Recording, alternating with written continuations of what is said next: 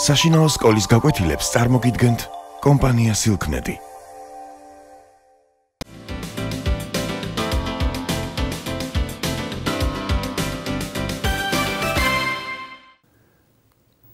მოგესალმებით.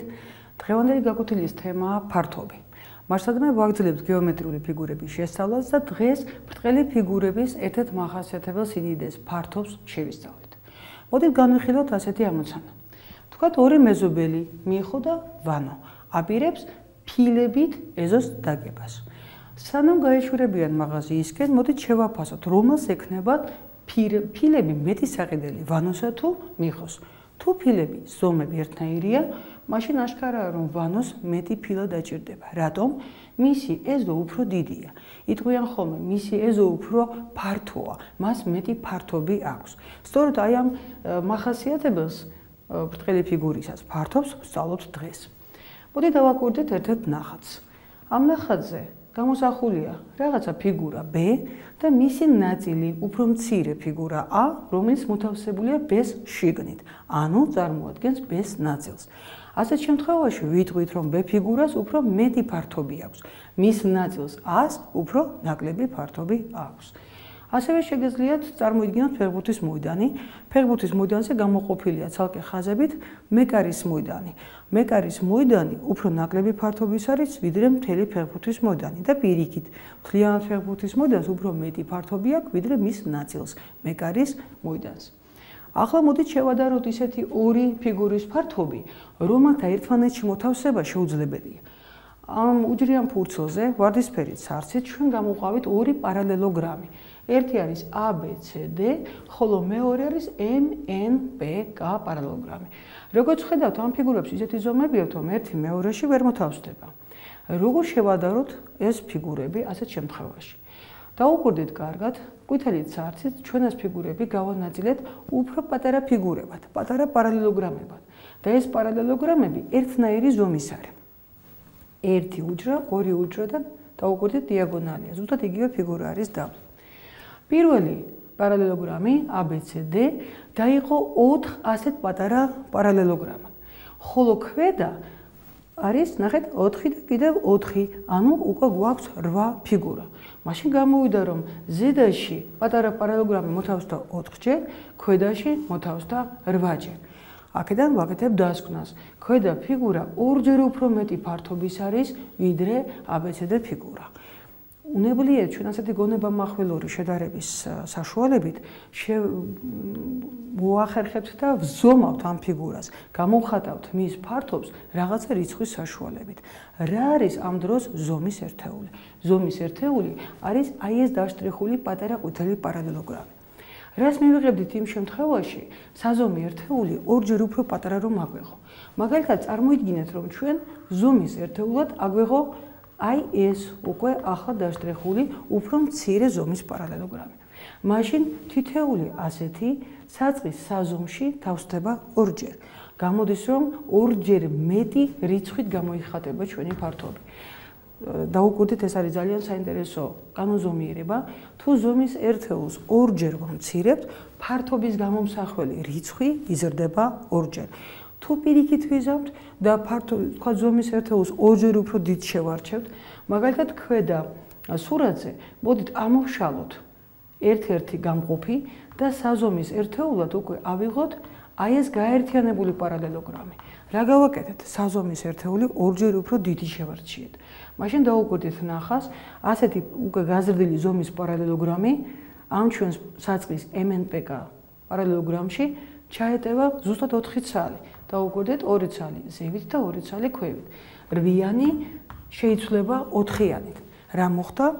ზომის ერთეული გავზარდეთ 2-ჯერ, შესაბამისად ფართობის გამომსახველი რიცხვი შემცირდა 2-ჯერ. ეს არის ძალიან მნიშვნელოვანი თვისება, რომელსაც ზომის ერთეულების გამოყვანის დროს დღესვე გამოვიყენებთ რამდენჯერმე. პრაქტიკაში ყველაზე იოლი და მოსახერხებელი ზომის ერთეული სანტიმეტრი გამოდგა. კვადრატი უყურეთ, კვადრატი ავიღოთ, რომლის ერთი გვერდის სიგრძე 1 სანტიმეტრია. მოდით შევთანხმდეთ, რომ შესაბამის ფართობს ავიღებთ ეტალონად და მისი ფართობი იყოს 1 სანტიმეტრი კვადრატში. შეგვიძლია თუ არა ამ ზომის ამ ერთეულით გავზომოთ მოცემული კვადრატი, იყოს ეს ABCD კვადრატი და მოდი დავაკვირდეთ მის ზომას. მისი ერთ-ერთი გვერდი 3 სანტიმეტრის სიგრძის არის, ხოლო მეორე გვერდი 4 სანტიმეტრის სიგრძის. ეს ნიშნავს, რომ თუ ჩვენ შევეცდებით ამ მართკუთხედის დაყოფას მოცემული ფართობის მქონე კვადრატებად, მაშინ ასეთი პატარა კვადრატი მასში მოთავსდება 12 ცალი. თითოეულ სტრიქონში მოთავსდება 4 და ასეთი სტრიქონი გვექნება 3 ცალი. ან შეგვიძლია წარმოვიდგინოთ ასე, თითოეულ სვეტში მოთავსდება 3 და ასეთი სვეტი გვექნებოდა 4 ცალი. ნებისმიერ შემთხვევაში რაოდენობის დასათვლელად ჩვენ გვჭირდება სანტიმეტრების რაოდენობა. 3 სანტიმეტრი და 4 სანტიმეტრი გვექნებოდა 3 ჯერ 4, ანუ 12. 12 გამოსახავს კვადრატების რაოდენობას. თუ ჩვენ გვაქვს თითო კვადრატის ფართობი უკვე შეთანხმებული, რომ ეს არის 1 სანტიმეტრი კვადრატში, ადი იტყვიან ხოლმე 1 კვადრატული სანტიმეტრი ფართობი. მაშინ შეგვიძლია ვთქვათ, რომ ABCD მართკუთხედის ფართობი არის 12 სანტიმეტრი კვადრატში, ან და ასეც ვიტყვით 12 კვადრატული სანტიმეტრი. აქ ჩვენ გამოვიყენეთ ფართობის ძალიან მნიშვნელოვანი თვისება. თუ ჩვენ ფიგურას დავშლით შემადგენელ ნაწილებად, მაგალითად დავჭრით პატარა კვადრატებად. მაშინ კვადრატების ფართობების ჯამი არის მთლიანი ფიგურის ფართობი. რას მივიღებთ იმ შემთხვევაში, ზომის ერთეულად 1 სანტიმეტრის მქონე გვერდი კი არა, უფრო მცირე ზომის გვერდი აგვირჩია, მაგალითად 1 მილიმეტრი. 1 მილიმეტრი არის სანტიმეტრის მეათედი. შესაბამისად, უბრალოდ წარმოგიდგენთ ნახატზე, რომ აი ეს პატარა გვერდი კიდევ უფრო პატარა ნაწილებად 10 თანაბარ მონაკვეთად გვაქვს დაჭრილი.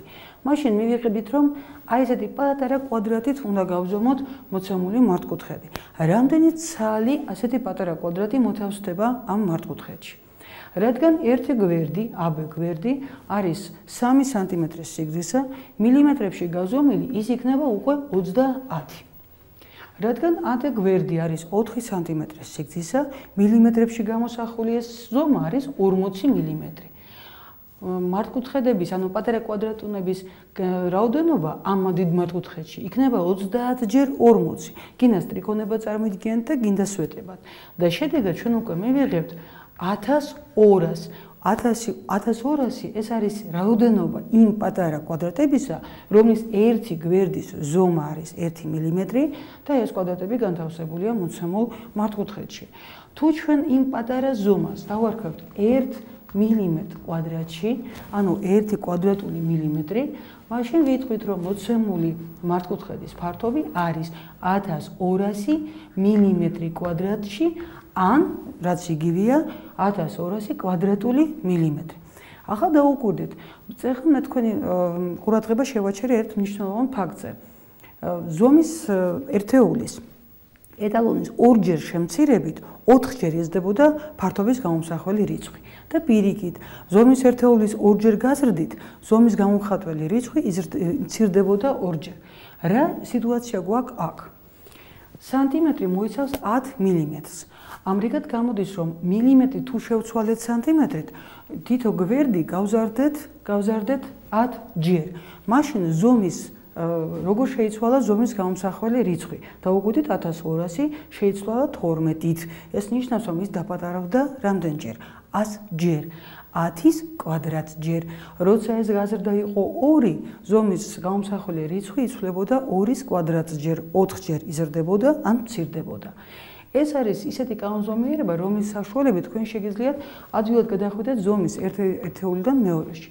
მაგალითად, რადგან 1 სანტიმეტრი შეიცავს 10 მილიმეტრს, მაშინ კვადრატული სანტიმეტრი შეიცავს 10 ჯერ 10 კვადრატულ მილიმეტრს, ანუ 100 კვადრატულ მილიმეტრს.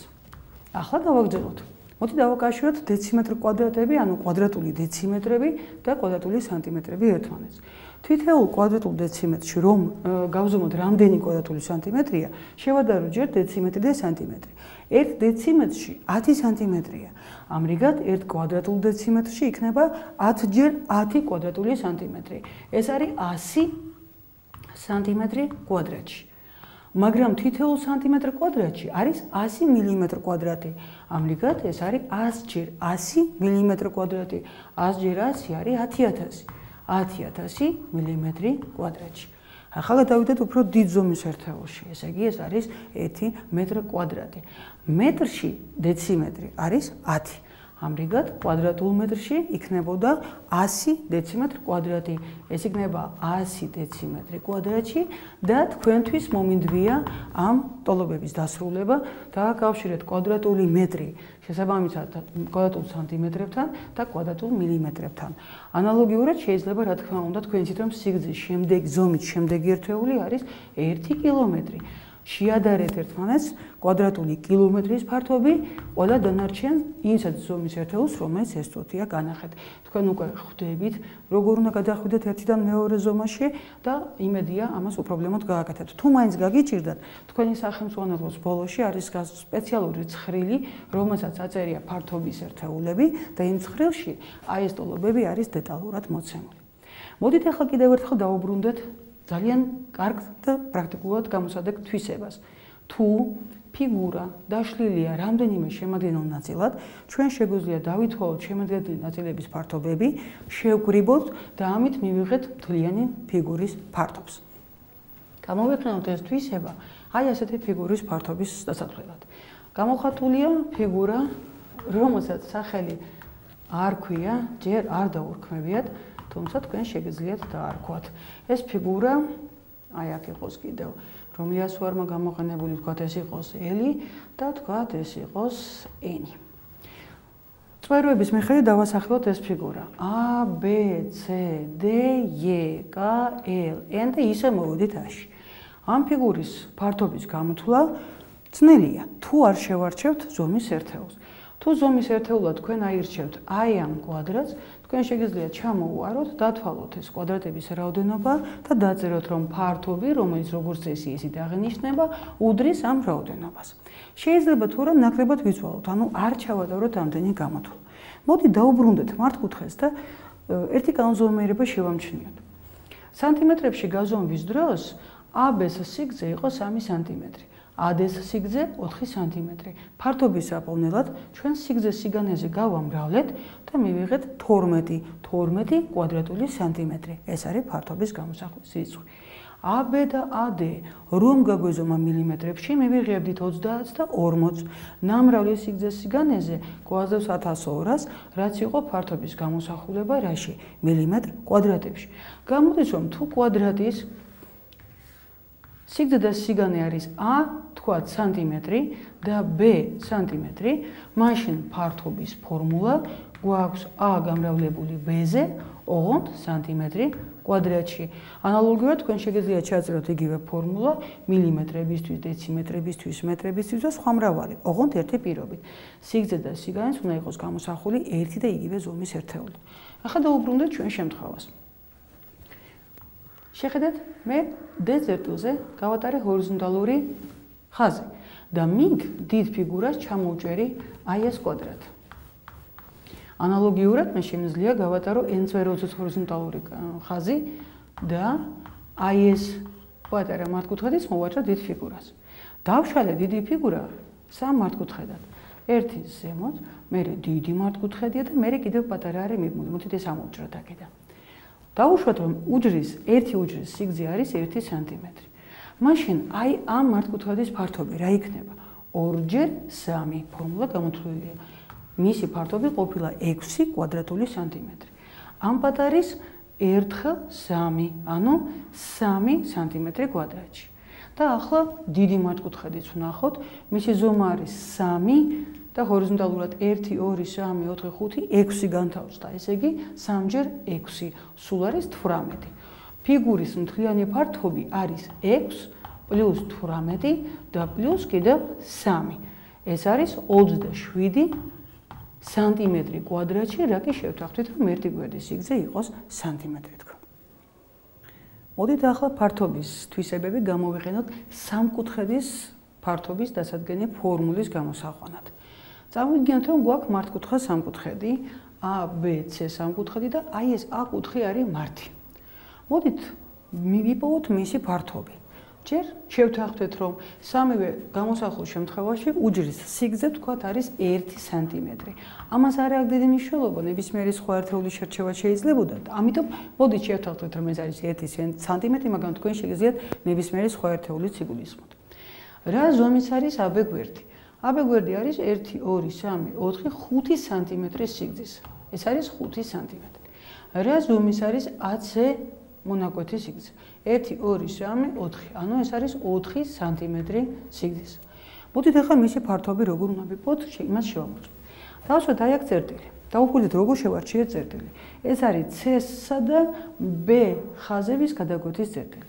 და აი ეს ფართობიც მივამატოთ მოცემულ სამკუთხედს. რა მივიღეთ? მივიღეთ მართკუთხედი. ხედავთ? დიდი მართკუთხედი. მისთვის 5 სანტიმეტრი და 4 სანტიმეტრი არის სიგრძე და სიგანე. მარცხადამე მთელი მართკუთხედის ფართობი იქნებოდა 4-ჯერ 5-ის ნამრავლი, ანუ 20 კვადრატული სანტიმეტრი. სამკუთხედი მართკუთხედის ნახევარია. ეს თვალითაც ჩანს ძალიან ადვილად. ამიტომ იმისთვის რომ დავითვალოთ ჩვენ ამ სამკუთხედის ფართობი, რა უნდა გავაკეთოთ? უნდა ავიღოთ გვერდი 5, გავამრავლოთ ეს გვერდზე 4-ზე და მიღებული ნამრავლი გავყოთ 2-ზე. რას მივიღებთ? მივიღებთ 20-ის ნახევარს, ანუ 10 რას? კვადრატულ სანტიმეტრს. უწერ სანტიმეტრ კვადრატს. მოდით დავფიქრდეთ რა მივიღეთ. მივიღეთ ასეთი რამ. თუ სამკუთხედი მართკუთხაა, მაშინ მართი კუთხის შემადგენელი გვერდების სიგრძეები ერთმანეთზე გადავამრავლეთ და მიღებული ნამრავლი გავყავით 2-ზე. შეგვიძლია თუ არა ვიპოვოთ აი ესეთი მახვილკუთხა სამკუთხედის ფართობი. მოდით დავხედოთ ამ სამკუთხედს, მისი MP გვერდის სიგრძე არის 3 ერთეული, ანუ 3 სანტიმეტრი. მაგრამ დანარჩენი გვერდების სიგრძეები რომს ვიპოვოთ, აი ესეთ მართკუთხედს არც M წვეროსთან ვიღებთ და არც B-სთან. ამიტომ გამოდის, რომ ძველი ასეთი ფორმულა ჩვენ უკვე მიღებული ფორმულა არ გამოგვადგება.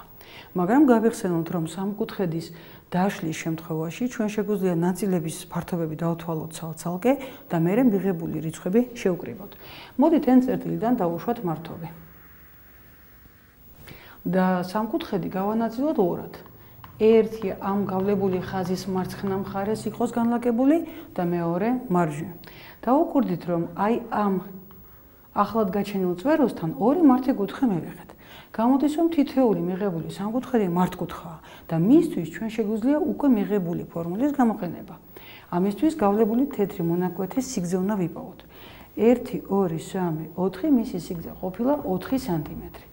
გამოდის, რომ აქეთა სამკუთხედის ფართობი რომ ვიპოვოთ, უნდა ავიღოთ 1 სიგრძის გვერდი, 1 სანტიმეტრის სიგრძის გვერდი, გავამრავლოთ ის 4 სანტიმეტრის სიგრძის გვერდზე და მიღებული ნამრავლი გავყოთ შუას. 1 გავამრავლოთ 4-ზე და მიღებული გავყოთ 2-ზე.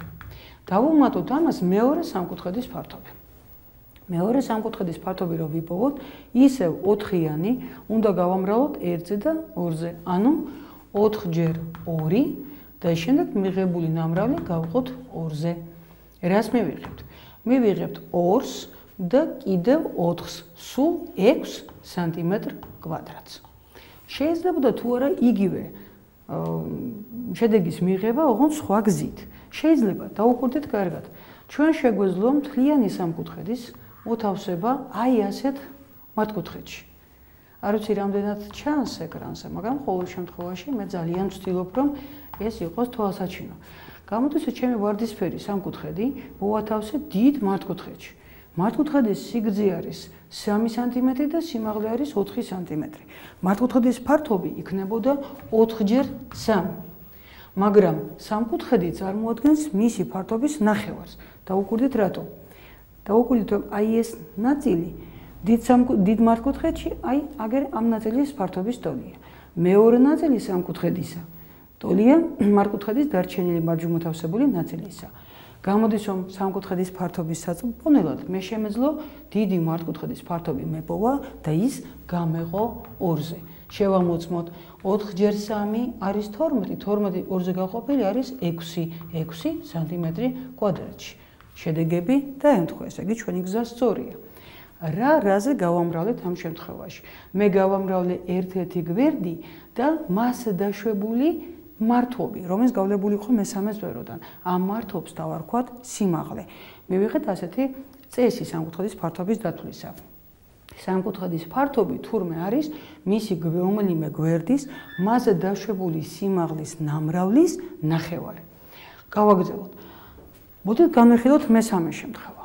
მესამე შემთხვევაში იეწერტილი და რომს დაუშვათ სიმაღლე ის სამკუთხედის გარეთ თავსდება და შეიძლება ჩვენ ეჭვი შეგვეპაროს რომ ის ფორმულა რომელიც წეღა მივიღეთ ამ შემთხვევაშიც სწორია. მოდით განვიხილოთ მაშინ ასეთი აგება. იედან დაუშვათ სიმაღლე და შევავსოთ ჩვენი სამკუთხედი მართკუთხა სამკუთხედამდე. აი ასეთი სამკუთხედის მიდგმით. მაშინ დიდი სამკუთხედის ფართობი როგორ უნდა დაგვეთვალა? მოდით გაიხსენებთ პირველი შემთხვევა, აი ეს შემთხვევა და ადვილად მიხვდებით რომ ეს არის 4-ისა და 4-ის ნამრავლის ნახევარი. ამრიგად უნდა ვიყოთ 4, გავამრავლოთ ის 4-ზე და გავყოთ 2-ზე. მაგრამ ეს რიცხვი გვაძლევს დიდი სამკუთხედის ფართობს. ჩვენკენ მხოლოდ ვარდისფერი გვჭირდება. ამიტომ მას უნდა ჩამოვაჭრათ მიშენებული სამკუთხედის ფართობი. მაგრამ მიშენებული სამკუთხედი კვლავ მართკუთხაა. რას ვაკეთებთ? 4-ს ვამრავლებთ 2-ზე. დავყობთ ამ ნამრავლს 2-ზე. ვიღებთ სხვაობას. შეამოწმეთ 16 გაყოფილი 2-ზე არის 8. ეს არის 8 გაყოფილი 4-ზე არის 2-ზე არის 4 და 8-ს გამოკლებული 4 არის 4 სანტიმეტრი კვადრატში. რა ფორმულა მივიღეთ აქ? რა შევამჩნიეთ? მოდით შევამოწმოთ. სიგრძე 2-ია, სიმაღლე 4-ია. 2-ის 4-ზე ნამრავლი 8, 8-ის ნახევარი 4. თქვენ რომ დაგეჯერებინათ ამ ფორმულის და მისი შემოწმება არ დაგეცხოთ, შედეგს მაინც 4 სანტიმეტრ კვადრატს მივიღებთ. ეს არ არის მარტივი გამოყენებები, მაგრამ ყოველ შემთხვევაში თქვენს ამოცანებში, ბლომად გაქვთ ციკლში ესეთი ამოცანები, შეგიძლიათ გავარჯიშდეთ ამ ფორმულის გამოყენებაში და მე გპირდებით, რომ ამ საკითხს ჩვენ კიდევ მრავალჯერ დაუბრუნდებით. მოდით შევაჯამოთ დღევანდელი გაკვეთილი. დღეს გავიცანით ახალი სიდიდე, ეს არის ფართობი. და მივიღეთ ფართობის გამოყვანის საშუალებები, ფორმულები მართკუთხედის შემთხვევაში და სამკუთხედის შემთხვევაშიც. განვიხილეთ ფართობის გაზომვის სხვადასხვა სიდიდე, სანტიმეტრი კვადრატი, მილიმეტრი კვადრატი და ასე შემდეგ. დავაკავშირეთ ეს სიდიდეები ერთმანეთთან. იმედი მაქვს, რომ დღევანდელი გაკვეთილი მოგეწონათ, ამით გემშვიდობებით, გისურვებთ წარმატებებს, ნახვამდის.